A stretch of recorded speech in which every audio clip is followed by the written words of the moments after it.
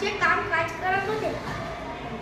त्यांच्या फुलांच्या व्यवसायामुळे त्यांना फुले असे म्हणू लागले. त्यांचा विवाह वयाच्या 12व्या वर्षी सावित्रीबाई यांच्याशी झाला.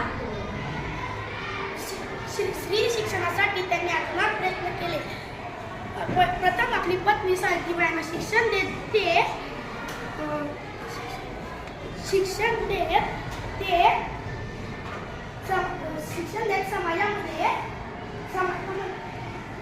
समाजामध्ये शिक्षणाची जागरूकता केली. त्याचे नाव म्हणजे महात्मा फुले. ज्या पुरुषाने केली ते म्हणजे महात्मा फुले. ते भारतातील एक आधुनिक पुरुष. जनतेने त्यांना मुंबईतील सभेत 1888 रोजी महात्मा ही पदवी बहाल केली.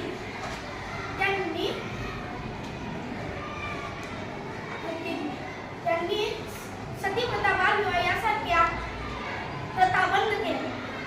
शेवटी ही असे आभार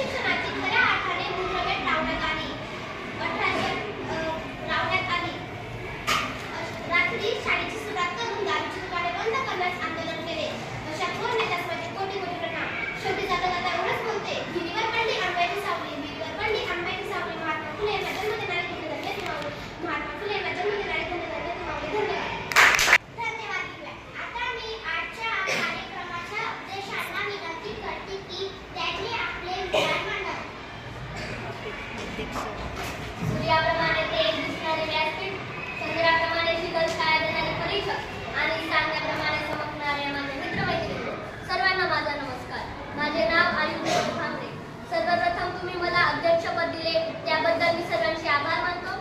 आपण दोन मुलं मुलींचे मनोगत ऐकले, त्यातून आपल्याला महात्मा फुले यांच्या कार्याची माहिती मिळते.